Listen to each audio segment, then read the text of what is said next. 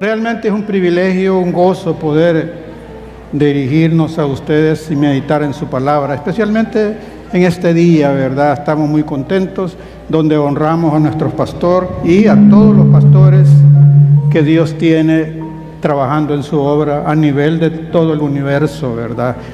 Muchas gracias. Hemos visto los gestos de toda la congregación a través de sus ministerios y estamos seguros de que hay mucho amor en esta iglesia, así como la iglesia también tiene mucho amor por todos, ¿verdad? Y aún por los de afuera. Hermanos, vamos a dejar en las manos de Dios este tiempo mediante una oración para que sea Él el que haga lo que tiene programado, planeado hacer en esta mañana, ¿verdad? A mí ya a través del estudio de la palabra, preparando esta meditación, ya me confrontó el Señor y espero que también me haya edificado y a ustedes también lo pueda hacer en esta mañana. Abramos nuestro corazón, ¿verdad? Y por eso tenemos que estar concentrados, ¿verdad?, en la palabra. Bendito Dios, te alabo, mi Dios. Muchas gracias por cada uno de mis hermanos, visitas, Padre, todos que este día hemos podido estar aquí presentes. Por tu misericordia, por tu gracia, Señor, estamos aquí. Haz lo que tú tienes programado, Padre, con tu palabra que dice que no vuelve vacía nunca. Padre, en el nombre de Jesús, también cancela, elimina toda interferencia que pueda haber, Señor, de alguna distracción y en los aires, Padre, cancela todo, Señor. Lo llevamos, Señor, a la obediencia a Cristo Jesús, Señor. Padre, muchas gracias. Precioso eres, mi Dios. En el nombre de Jesús, amén y amén. Hermanos, quisiera comenzar con lo que está escrito y que ya lo mencionó la hermana en Jeremías 1:5. Jeremías 1:5. No, perdón, no lo mencionó 3:15 creo. 1:5 de Jeremías nos profetiza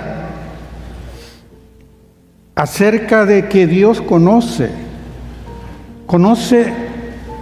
Él tiene un plan y lo conoce a perfección, un plan divino para usted y para mí, para toda la humanidad tiene un plan divino. Dice la palabra ahí en Jeremías 1:5, antes que te formara en el vientre, yo te conocí. Antes que nacieras, te purifiqué o te santificaré, para que fueras profeta a las naciones. Es decir, hay un plan divino. En ese plan, Dios ya sabía que yo iba a estar aquí, que usted iba a estar aquí. Sabía que nuestro pastor y la familia pastoral, la hermana Crista, este día iban a estar aquí, que iban a venir del Salvador. En el plan de Él ya estaba todo trazado, y está trazado porque Él conoce el pasado, el presente y el futuro. Ese plan, ¿de qué depende? Que se cumpla. Dios siempre tiene planes de bien para nosotros, pero para que se cumpla necesitamos permitirle a Él, rendirnos, hacer la voluntad de Él.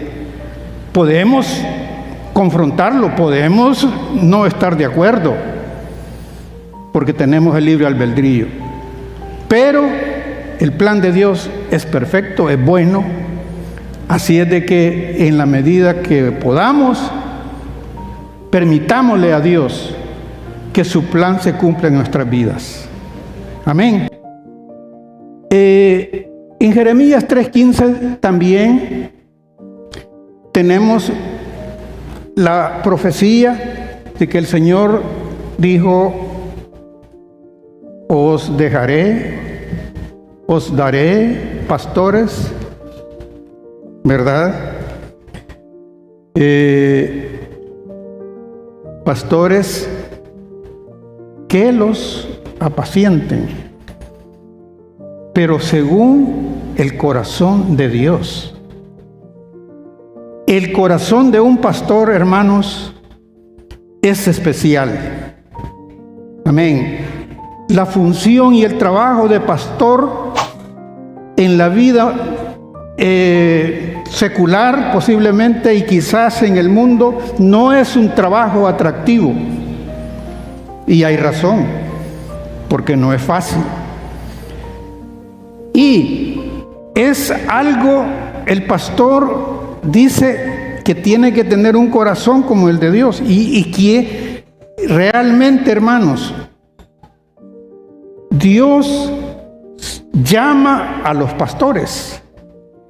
Amén. Él los llama. Y si Él los llama, Él los va a capacitar. No hay otra forma. Ningún cristiano puede decir yo quiero ser pastor. Puede decirlo, pero si Dios no lo llama, no es pastor. Porque si Dios no lo llama, no le va a dar el corazón que necesita un pastor. Es un corazón realmente a veces difícil de entenderlo. Yo sabía eso, pero una vez viviendo 2 meses en la casa de un pastor, en la iglesia, por cierto, el buen pastor del barrio, ¿cómo llamaba? Barrio El Barro, en Progreso y Oro. Hermano Pedro Galindo ya falleció. Y yo todos los días desayunábamos y él estaba ahí, y los hijos y su esposa. Pero un día yo no lo vi y le digo, hermana Nidia, su esposa, ¿y hermano Pedro? No, me dice, él no está. De madrugadita se fue, me dice, a visitar 2 hermanos, que es la única hora que él los puede encontrar. Oh, dije yo, esto es el corazón de un pastor. A buscar sus ovejas. Y en Lucas 2:8 dice que los pastores a quienes les anunció el ángel el nacimiento de Jesús en Belén, ¿qué estaban haciendo estos pastores?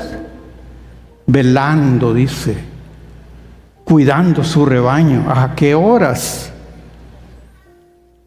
O sea, en los tiempos de Jesús, leí un poco la historia, cómo eran los pastores literalmente, cómo eran los rediles, los apriscos, cómo eran los rebaños, cómo cuidaban. Y es sorprendente que dice que muchos rebaños los cuidaban al aire libre. Solo hacían muros de piedras y le dejaban una pequeña abertura donde pudiera caber una oveja y por supuesto un corderito. Pero lo interesante es que dice que allí, en esa abertura, allí dormía el pastor. Allí dormía, en la puerta, no habían más puertas. Porque si llegaba un depredador, él tenía que sentirlo, tenía que despertar y ver cómo proteger a sus ovejas. Por eso Jesús dice en Juan 19, yo soy la puerta. El que entrare por mí, será salvo. Podrá entrar, salir y hallará pasto. O sea, además de la salvación, es libre de toda atadura de pecado y va a ser bendecido. Amén. Qué maravilloso es, yo soy la puerta para entrar a los cielos. En los tiempos de Jesús se hablaba del rebaño, y siempre hay, pero hoy andan con fusiles quizás cuidando la oveja. En ese tiempo solo habían 3 armas que tenía el pastor, y era la honda, la que usó David, la vara y el cayado.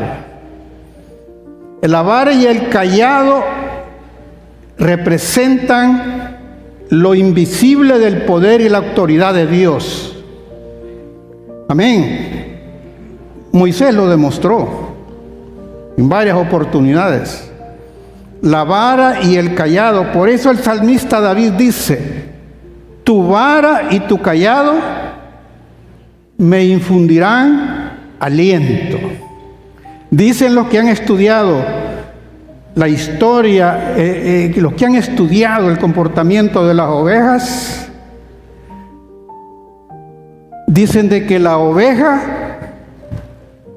cuando ve a su pastor con la vara y el cayado y la honda, se siente como cuidada, protegida, porque la vara la usaba el pastor para dejarle ir a un león, a un oso, etcétera, al peligro, a los perros monteses.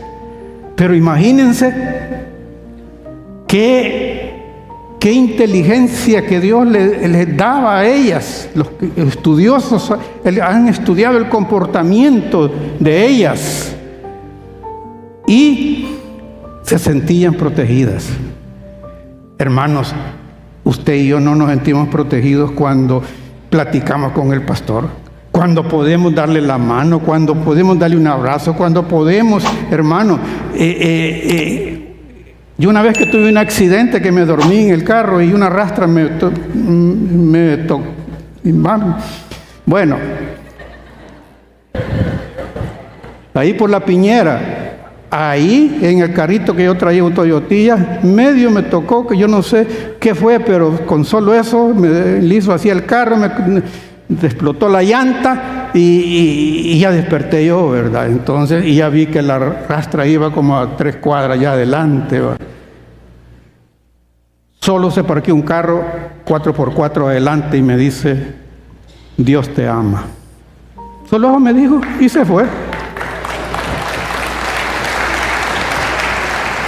Aleluya, bendito es Dios, bendito Dios, porque créanme que de las que me ha librado el Señor, esa es una, quizás la última. Pero lo que yo quiero decirles es que cuando yo tuve el problema y reacciono,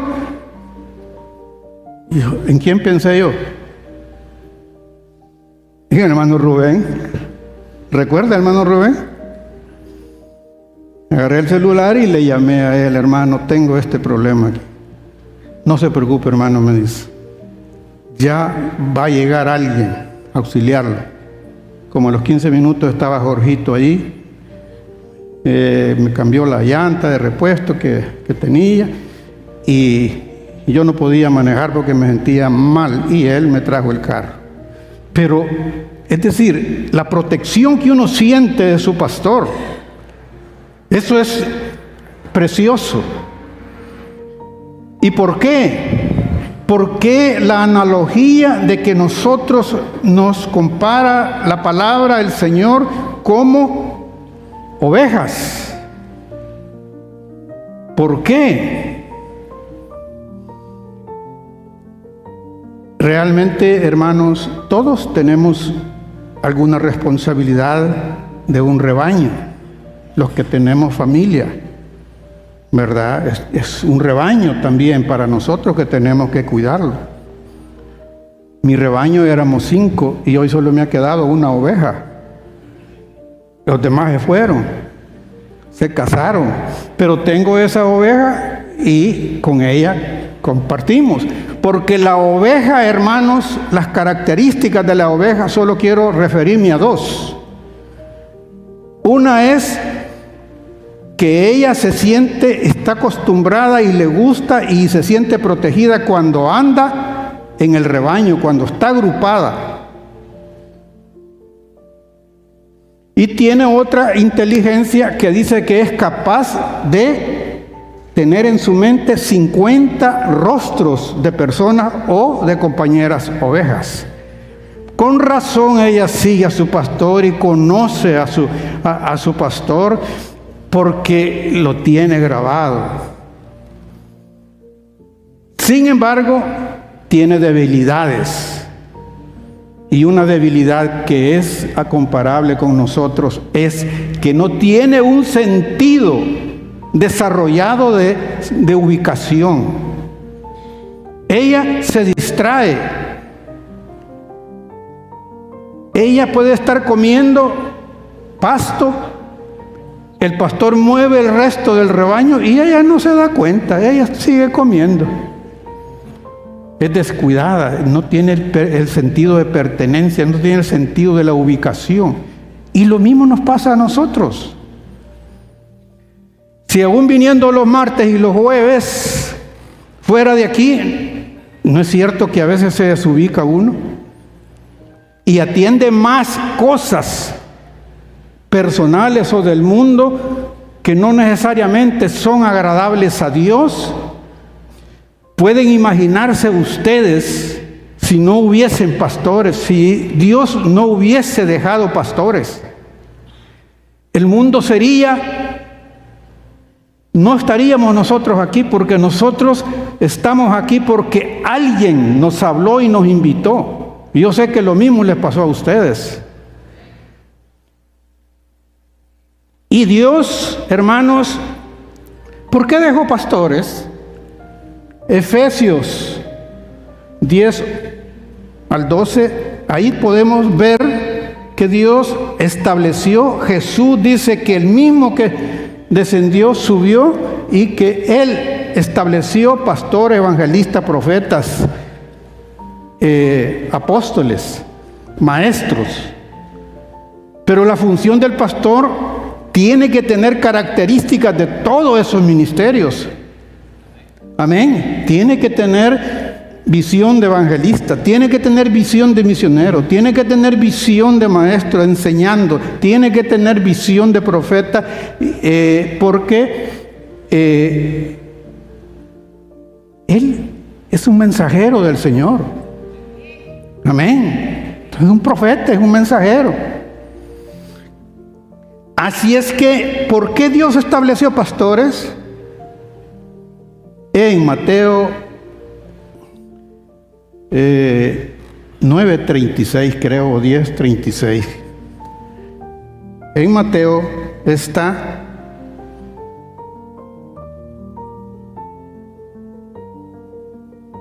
Mateo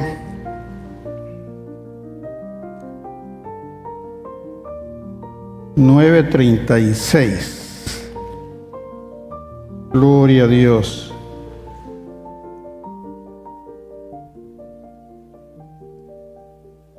Ahí está. Yo no lo veo, ni cómo lo voy a leer, pero que no lo veo bien, ¿verdad? Pero dice la palabra que Jesús, cuando andaba predicando, sanando, y vio las multitudes de Israel de ese tiempo, dice que tuvo compasión de esas multitudes, porque las vio como ovejas que no tenían pastor, que estaban desamparadas, que estaban dispersas. Eso es lo que nos pasa a nosotros. Nosotros, gracias a Dios, tenemos este redil, tenemos este rebaño, donde podemos venir y guarecernos, ya sea con el pastor, con un hermano, con un amigo, pero debemos de sentir ese sabor de congregarnos. Aleluya.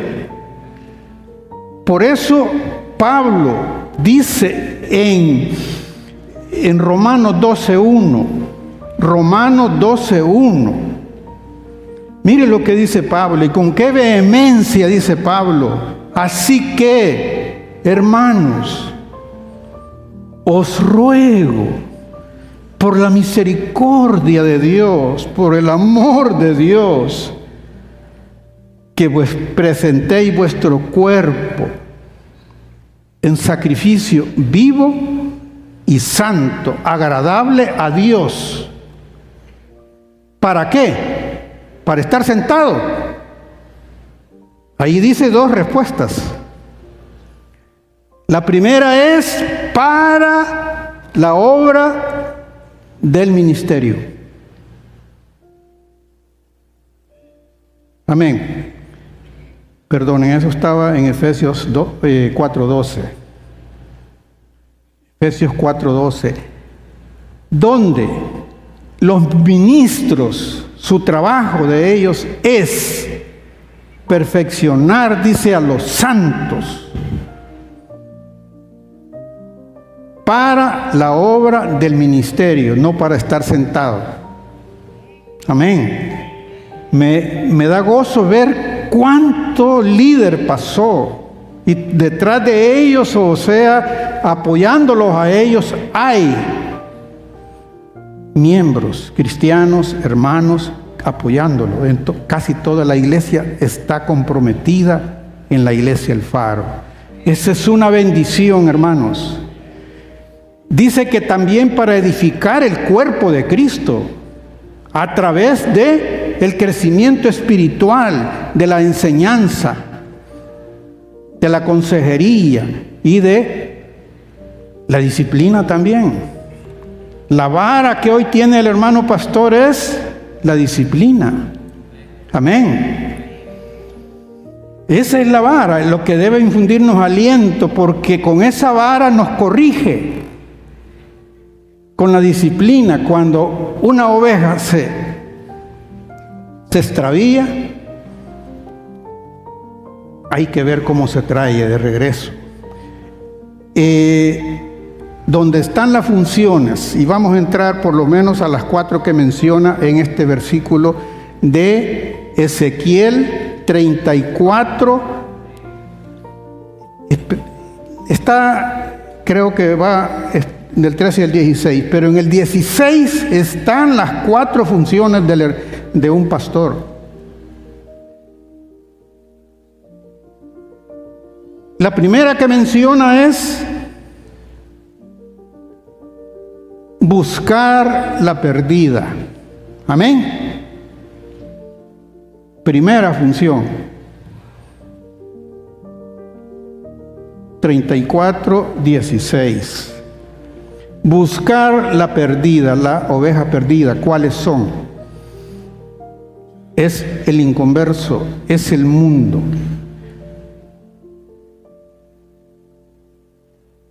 Ayer, anoche, hubo un culto evangelístico. Amén. Y hubo más o menos, no recuerdo bien, no identifiqué bien si 4 o 5 ovejas. 6. 7. Gloria a Dios. ¿Puede darle un aplauso por esas ovejas?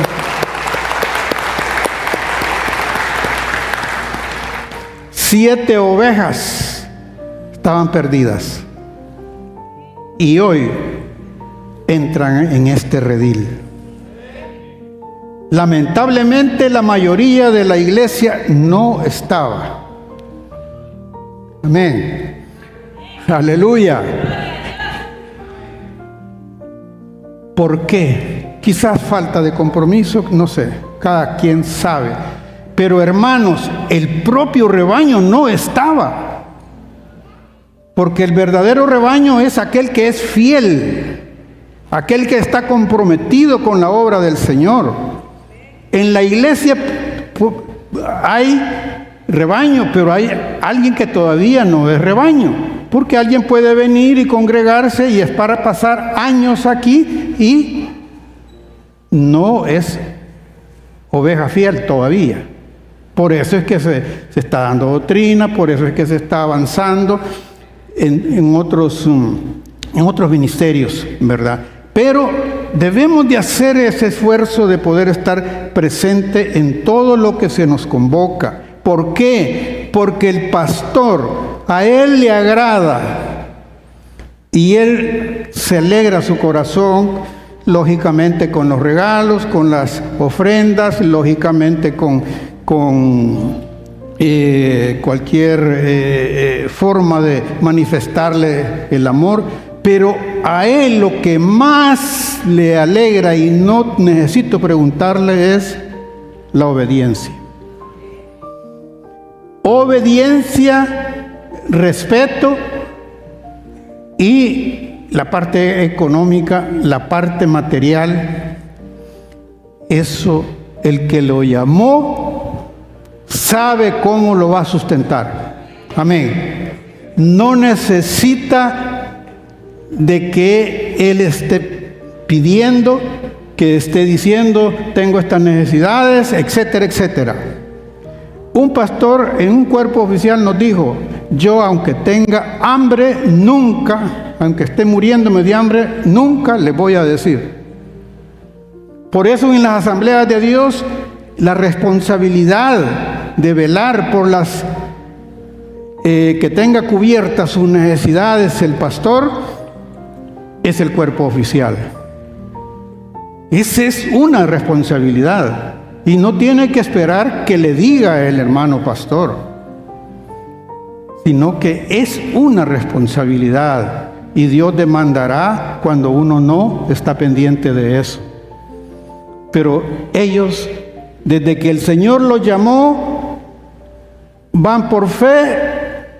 Fe no en la palabra fe, sino que fe de que aquel que los llamó los va a sustentar de alguna manera. ¿Por qué? Porque Él es el dueño de todo. Si a Job, que estaba quejando que le había quitado los hijos, le había quitado el ganado y todo, en el versículo 41 de Job 11 dice, Dios le pega una devanada al pobre Job y le dice, ¿quién me ha dado a mí primero para que yo le restituya? Todo lo que está debajo del cielo es mío. Aleluya. Por eso nosotros ofrendamos, sostenemos la obra, algún porcentaje de la iglesia, porque eso es cierto. ¿Por qué? Porque hemos reconocido que todo lo que tenemos procede de Dios y por su misericordia lo tenemos y Él nos ha dado las fuerzas para ganarlo, para trabajar, etcétera, etcétera, y otras bendiciones que a veces nosotros las pasamos desapercibidas. Como no tengo reloj, hasta que me dé hambre, hermanos.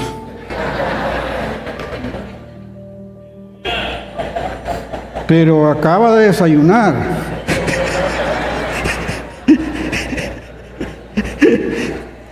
Gloria a Dios. Te alabo, Señor.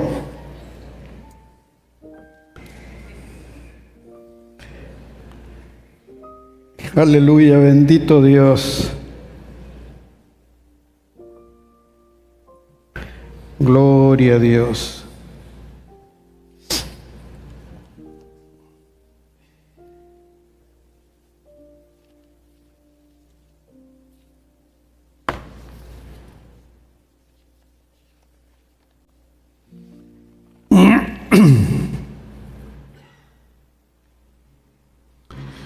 En el Ezequiel 34:23 está la profecía del pastor de pastores, la profecía del buen pastor, y la alabanza también estaba orientada a eso. Ezequiel 34:23 dice que, voy a tratar de leerlo aquí.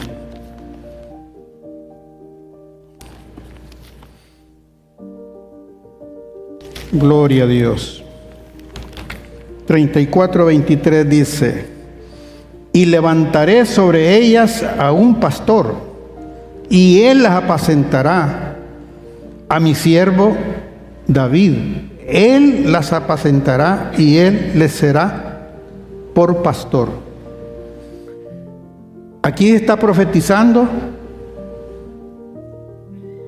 a Jesús.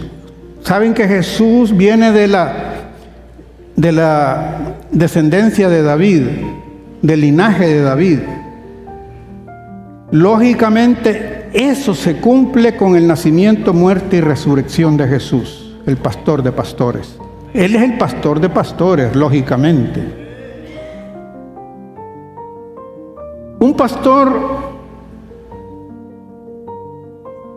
ama a Dios para poder amarnos a nosotros.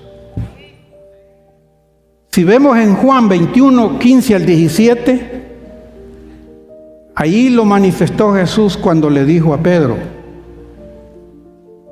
3 veces, Pedro, la primera, ¿me amas?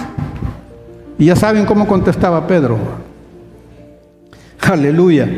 Y el Señor le dijo, bueno, apacienta mis corderos. Esos son los más chiquitos, que tienen 4 o 5 meses. Los corderos, los que aún con el cayado todavía les puede poner el cayado y traerlo al rebaño. Y la segunda vez le dice, ¿me amas, Pedro, Simón Pedro? Y lo mismo Pedro, no se negó, va. Entonces le dice, pastorea mis ovejas. Y en la tercera vez le dice, ¿me amas? Y Jesús le dice, apacienta mis ovejas. Pero ¿qué le está diciendo? Que primero tiene que amar a Jesús, tiene que amarlo a Él, para poder amar, para ser pastor, tiene que tener un compromiso de amor primero a Dios, y ese todo lo debemos de tener nosotros también para realizar nuestra vida cristiana. Primero amor a Dios. Él se merece todo. Entonces, Pedro tuvo que ser el Pedro cambiado su corazón. Ya no es el mismo aquel que era violento. ¿Quién lo cambió? El Espíritu Santo. ¿Cuándo? En el Pentecostés. Y ahí nace la iglesia cristiana. Pablo traía un corazón de piedra, perseguidor de iglesia, de la iglesia de Cristo. Pero con el llamado que le hizo Jesús, transformó su corazón. Porque lo quería predicando, lo quería llevar el evangelio a los gentiles. Y el ministerio de Pablo, ¿para qué?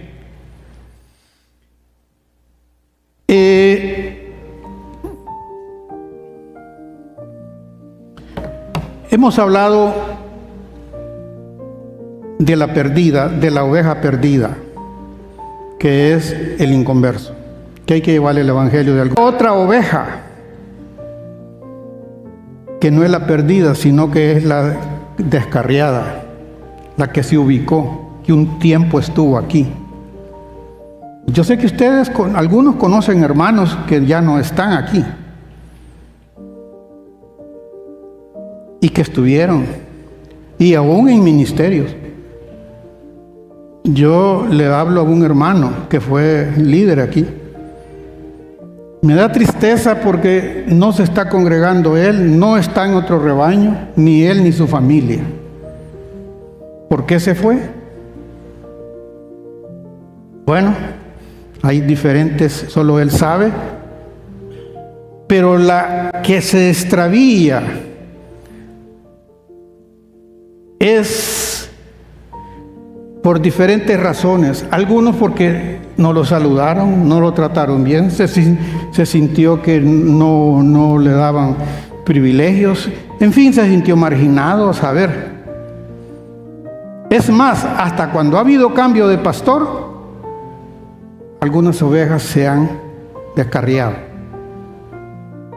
Usted y yo no hemos venido por ningún ser humano. Hemos venido por Cristo Jesús. Y Él no me va a echar de aquí a mí, ni a usted. Aleluya. Entonces tenemos, hermanos, que tener convicción, madurez y no poder descarriarnos del rebaño por una pequeña cosa. Tenemos la otra oveja que habla el versículo 16, que es la perniquebrada, o sea, la herida. hay hermano o hermana que está en la iglesia, pero está herida. Se siente que tiene algún resentimiento, se siente que alguien la maltrató, de las mismas ovejas. Porque en los rebaños había una oveja que llaman la oveja engordada. Y esa tenía más fuerza, era más fuerte. Y podía maltratar a su compañera. Pero hay razones por una crítica, por cualquier cosa, algo que no le gusta, se siente, viene a la iglesia, pero está dañada, está herida.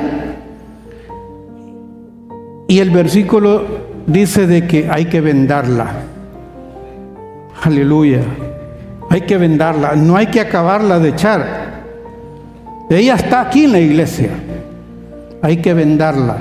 ¿Cómo? Ahí están las armas que tiene el pastor. La palabra, la consejería, el diálogo, la oración, la visita a través de los diferentes ministerios, para fortalecerla y animarla y que sea sincera y que diga la verdad, porque a veces uno siente algo pero no dice la verdad. Si usted no se siente bien con alguien por lo que le dijo, dígaselo, pero no puede estar con esa ligadura de opresión en su corazón. Amén. Debemos de saber perdonar y tolerarnos. Amén. No, yo ya no le voy a hablar a esa hermana y ya no le voy a hablar y no le habla y... No. Yo creo que la mejor opción es decir la verdad. Hermana, esto que hizo o esto un hermano no me pareció y me he sentido mal. Tal vez ni cuenta se da el otro hermano ni la hermana. Qué lindo es poder reconciliarse y poder ser sincero en ese aspecto. Y por último está la oveja débil en el rebaño. La oveja débil es aquella, de hecho, la que comienza, que recién convertida, es débil. No tiene enseñanza, no tiene madurez, es débil. El pastor y su equipo tienen que atenderla. Para eso aquí está un ministerio de primeros pasos y de todo lo que tiene que ver. Porque está débil. Esa con poquito puede descarriarse. Pero hay otra oveja débil que puede tener años de estar aquí. Amén. Pero no se ha preocupado por fortalecerse ni ella misma y también posiblemente no se haya identificado a esa oveja débil. Pero a esa oveja débil hay que animarla, hay que fortalecerla y hay que tenerle paciencia. Hay que tenerle paciencia, tolerancia, porque dentro del rebaño habemos ese tipo de ovejas. ¿Ven ustedes el trabajo difícil de un pastor? Claro. El trabajo de un pastor no es común, no es común. Amén. A tal grado de que a veces tienen que venir de otro país, porque no es común, porque no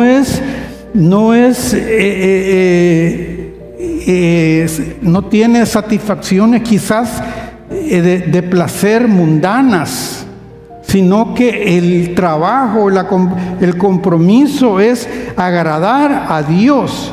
Y para agradar a Dios tendrá que hacer un trabajo con todas las ovejas.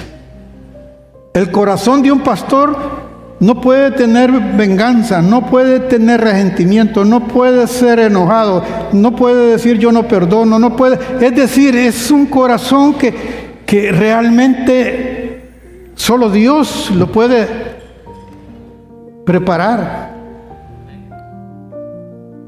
Una vez mi esposa me dice, ¿y vos nunca has pensado ser pastor? Ni se me ha cruzado, le digo yo.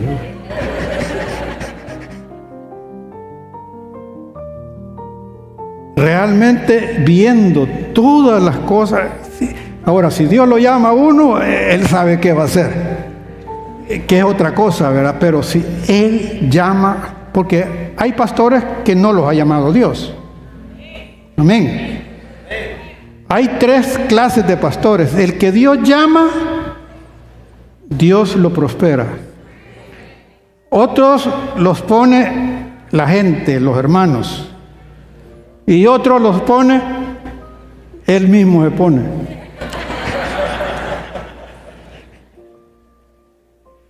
Gracias al Señor nosotros tenemos una familia pastoral, realmente somos bendecidos y tenemos que tratar de no hacerle más grande la carga. Amén.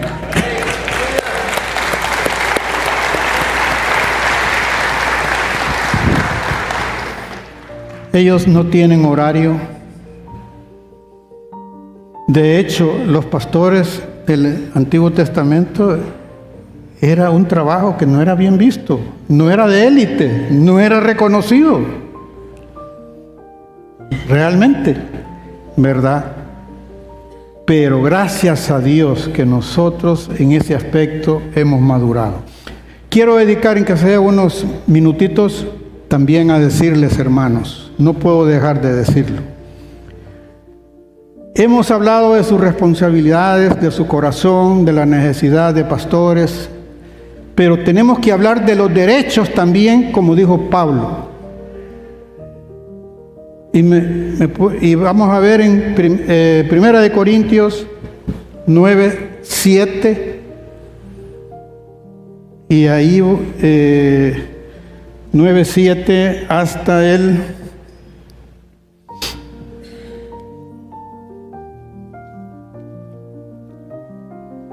1 Corintios.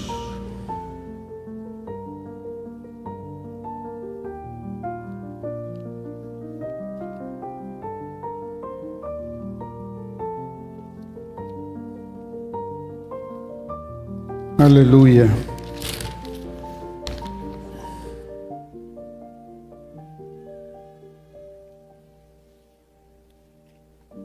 Nueve, 7 al 12. Ahí Pablo habla de los derechos que también tiene el que predica la palabra. En el versículo 14 dice: el que anuncia el Evangelio, que viva del Evangelio. Comienza en el versículo 7 también diciendo: ¿quién es aquel que planta una viña y no come de ella?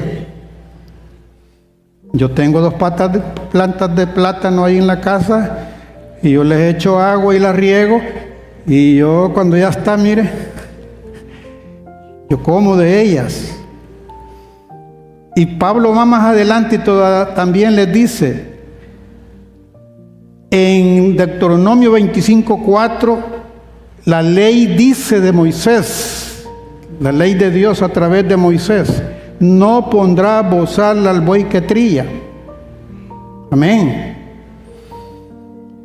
También dice que aquel que siembra, que ara, que trilla, lo hace con esperanza.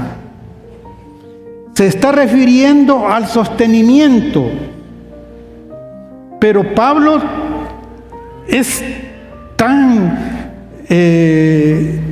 amoroso con la palabra del Señor que les dice: yo tengo derecho de eso, pero no lo uso, no les exijo a la iglesia de Corinto, le está diciendo, por no ponerle obstáculos al Evangelio.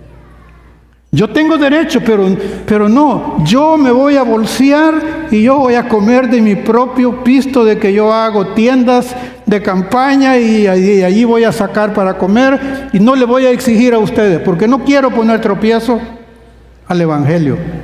¿Por qué dice eso?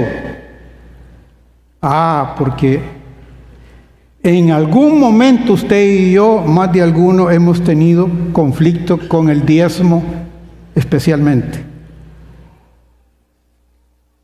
Y hemos dicho, dar la décima parte de lo que yo gano. Se siente duro cuando uno no está todavía maduro en la fe en el Señor. Yo recuerdo, hace unos 30 años, gracias a Dios yo siempre he diezmado, pero en ese momento tuve cierto conflicto. Porque escuché a un pastor que dijo, el que no diezma va para el infierno. Y no va a conseguir ni sal para la tortilla. Oh, dije yo, eso sentí yo que una puñalada. Pero tenía una hermana pastora que era muy conocida y era de buen testimonio, y yo le dije, hermana, dígame una cosa, ¿el diezmo salva? No, me dijo. Entonces le digo yo, el diezmo es bendición. El diezmo, me dijo, en el Antiguo Testamento era fuerza de ley, pero hoy es gracia. Hoy se diezma porque usted tiene gratitud con Dios, porque usted es obediente y le ama. Aleluya. Pero Pablo, cuando dice, no quiero ponerle obstáculos al Evangelio, es porque algunos de los corintios quizás se habían ido porque les hablaron del diezmo. Y quizás donde llegaba a predicar siempre había alguna resistencia en algunos, como la hemos tenido nosotros en algún momento. Lo hemos meditado, y puedo, lo hago, no lo hago, quito esto, le sumo o le quito esto para que se haga menos. Son conflictos que se dan, y yo se los digo con toda autoridad, porque yo los he vivido también. Pero Dios, hermanos, Dios sabe cómo va a sostener su familia pastoral. Si usted no diezma y usted no ofrenda, si yo no lo hago, las piedras van a convertirse en dinero. Pero el faro va a seguir. La iglesia, el rebaño del faro va a seguir. Lo que se pierde es la bendición uno. Pero si usted no está de acuerdo, pues no diezme, pero no deje de congregarse por el amor de Dios, como dijo Pablo. Por la misericordia de Dios. No deje de congregarse, no deje de servir a Dios, que Dios un día, en su madurez espiritual, lo va a hacer, ¿verdad? Porque ya el diezmo viene siendo como el fin de la madurez cristiana. Un recién convertido y uno le dice que diezme, ya no viene, ¿verdad? Hay que enseñarle, porque todo tiene su tiempo. Gloria al Señor. Quiero finalizar nomás recapitulando en Juan 14:6. Jesús dijo, yo soy el camino, la verdad y la vida. Nadie viene al Padre sino por mí. ¿Y por qué les dijo eso? ¿Se recuerdan del contexto? Que le estaba hablando a los discípulos y estaba discutiendo ahí con los que no estaban de acuerdo con la resurrección. Y le dice Tomás, ¿cómo vamos a conocer el camino? ¿Cómo vamos a conocer el camino si no nos han dicho para dónde vas? No habían entendido cuando Él les dijo, yo voy a preparar morada para ustedes, para que donde yo esté, vosotros también estéis. Y conocen ustedes el camino. ¿Y cómo lo vamos a conocer si no nos dice para dónde va? ¿Cómo vamos a conocer el camino? Humanamente tenía razón, ¿verdad? Porque si a mí me dice alguien, yo voy, ¿sabes por dónde voy? ¿Conoces el camino? Si no me ha dicho para dónde va, si me dice que va para Tegu, entonces yo sé que sí, conozco el camino. Entonces les dice, yo soy el camino, la verdad y la vida. Nadie viene al Padre sino por mí. No hay otro medio. Aquí ese dicho de que todos los caminos conducen a Roma no es cierto. Que todos los caminos van al Padre tampoco. Solo el camino de Jesús. En el redil, en la rendija donde salía la oveja y entraba y estaba el pastor durmiendo ahí, ese es Cristo. Cristo dice, yo soy la puerta. Él es la puerta. Hay que entrar por Jesús para poder tener salvación y tener bendición. Nosotros, gracias a Dios, creo que la mayoría entendimos eso y entramos por la puerta. Amén. Porque encontramos el camino que es Cristo Jesús. Pero si alguien todavía no ha entrado por la puerta al cielo, que es Jesús, lo puede hacer este día. Yo sé que la mayoría hemos tomado ya esa decisión. Pero si hay alguien, sería una gran oportunidad que le entregue la vida a Jesús, para que haya salvación y bendición, porque podrá entrar y salir y hallará pasto. ¿Se recuerdan que a Pedro le dijo en la primera vez apacienta, y en la segunda vez y la tercera dijo pastorea? No es lo mismo. Apacentar es darle alimento a la oveja, pasto, palabra, enseñanza. Pero pastorear implica vendarla, cuidarla, protegerla y luchar por ella. Pastorear implica ya las dos, el apacentar y el pastoreo juntos hacen la labor del pastor, ¿verdad? Así es que yo doy gracias a Dios por la familia pastoral. Dios quiera, solo Él sabe, ¿verdad? El tiempo que los vamos a tener, porque muchos de nosotros ya vamos en camino, ¿verdad? Pero ellos están jóvenes y Dios los ha respaldado y los va a seguir respaldando, ¿verdad? Gloria al Señor. Dios les bendiga en esta hermosa mañana. Ha sido un privilegio para mí poder compartirles. Gracias al Señor, gracias al Señor. Si este mensaje te ha tocado el corazón, puede compartirlo con sus amigos, denos like, comparte en las redes sociales. Si tú quieres consejería, llamarnos, acá están los contactos de la iglesia, nuestros números, nuestro correo y también nuestras redes sociales. Estamos para servirte.